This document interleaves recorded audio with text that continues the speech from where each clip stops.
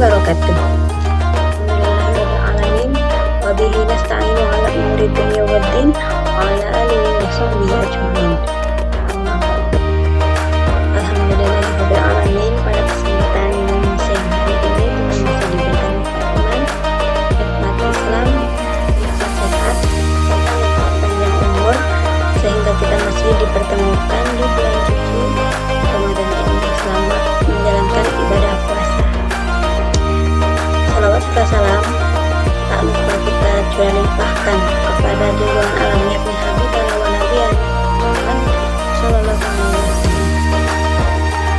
Nah, pada kesempatan siang hari ini izinkan saya memperkenalkan diri. Saya Sunuti dari Prodi Komunikasi dan Penyiaran Islam semester 4. Hari ini izinkan saya memaparkan materi sumber pesan dakwah dari mata kuliah teori pesan dakwah. Nah, ada beberapa sumber pesan dakwah, antara lain yaitu dari Al-Quran, dari hadis, dari pendapat ulama, kisah-kisah teladan, berita dan peristiwa, dan karya sastra. Nah, mari kita bedah satu persatu. Namun sebelumnya kita harus mengetahui terlebih dahulu bahwasanya pesan dakwah itu terbagi menjadi dua bagian, yaitu melalui penelitian empiris dan laboratoris yang menjadi ilmu-ilmu dan teknologi, dan yang kedua yaitu melalui halo langsung kepada para nabi dan rasul yang akhirnya menjadi ilmu-ilmu agama.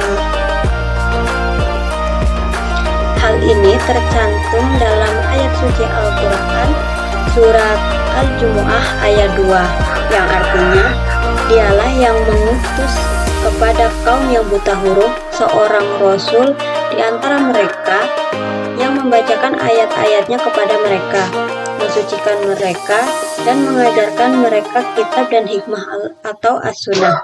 Dan sesungguhnya mereka sebelumnya benar-benar dalam kesesatan yang nyata.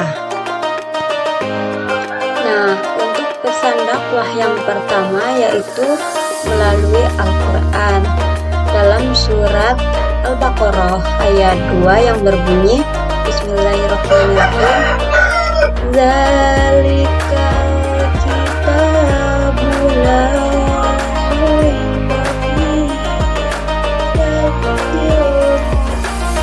fihi yang artinya bahwasanya kitab Al-Quran ini adalah petunjuk bagi orang-orang yang bertakwa. Sudah tidak diragukan lagi Al-Quran ini. Selain daripada itu, kitab suci Al-Quran adalah kitab suci penyempurna kitab-kitab terdahulu.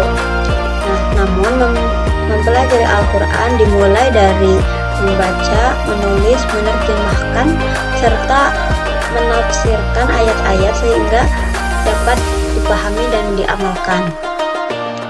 Untuk itu dibutuhkan beberapa ilmu seperti ilmu Qari'ah, ilmu bahasa Arab, ilmu tafsir, ilmu hadis, ilmu fikih, dan lain sebagainya. An-Nawawi menjelaskan secara rinci beberapa etika mengutip ayat Al-Quran sebagai pesan dakwah, yaitu menulis dan membacanya dengan benar. Pembacanya harus diikuti terjemahannya. Tulisan ayat ditempatkan pada tempat yang jauh dari kotoran. Ayat-ayat hendaknya dibaca secara keseluruhan dan tidak dipenggal-penggal. Pesan dakwah yang kedua yaitu hadis Nabi Shallallahu Alaihi Wasallam. Di sini ada beberapa jenis hadis, yaitu hadis sahih, hadis hasan, dan juga hadis dhaif. Nah, ada kitab yang terkenal yang ditulis oleh 6 perawi hadis, yaitu Imam Ahmad, Imam Bukhari, Imam Muslim, Imam Tirmidzi, dan juga Imam Nasai. Tirmidzi serta Ibnu Majah. Nah, bagi seorang dai hendaknya kita harus mengetahui ciri-ciri atau macam-macam hadis tersebut. Kita harus mengetahui mana yang dhaif dan mana yang sahih. Nah, sumber pesan dakwah yang keempat yaitu pendapat para ulama. Nah, kenapa pendapat para ulama? Karena ini untuk mendukung dan merinci kandungan Al-Quran dan Al-Hadis. Adapun beberapa etika yang harus kita perhatikan juga. Yang pertama yaitu tidak bertentangan dengan Al-Quran, menyebut nama ulama yang telah dikutip. Yang ketiga, mengetahui argumentasi agar terhindar dari taklid. Dan yang keempat, memilih pendapat yang tertulis dari apa yang melalui lisan. Yang kelima, memilih pendapat yang paling kuat dan dasarnya yang paling besar manfaatnya bagi masyarakat. Serta yang keenam yaitu menghargai setiap pendapat ulama walaupun tidak semua diikuti. Dan yang terakhir, mengenal jati diri ulama walaupun tidak sempurna sebelum mengutip pendapatnya. Pesan dakwah yang selanjutnya yaitu kisah-kisah teladan sebagaimana yang telah tercantum dalam Al-Quran sebagai ibrah bagi kaum muslimin. Contohnya seperti Ashabul Kahfi dan Luqmanul Hakim, serta ada kisah teladan juga dari lokal yaitu seperti kisah Wali Songo. Selanjutnya yaitu pesan dakwah melalui peristiwa dan berita. Tentunya peristiwa-peristiwa yang ada di sekeliling kita, di masyarakat, dan berita-berita yang ada di media sosial. Namun kita harus bisa menyaring atau kita harus menyampaikan peristiwa tersebut dengan sebenar-benarnya untuk dijadikan pelajaran agar si mad'u bisa memahami peristiwa atau berita-berita tersebut yang kita sampaikan. Dan pesan dakwah yang terakhir yaitu melalui karya sastra seperti halnya syair, seperti pantun atau juga qasidah dan juga nasyid.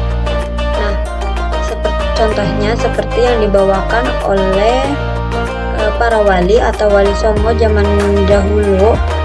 Mereka memperkenalkan Islam kepada masyarakat Jawa melalui tembang-tembang atau lagu-lagu Jawa yang artinya kita harus berbuat kebaikan dan juga mengajak kita untuk menyembah kepada Allah Subhanahu wa Ta'ala.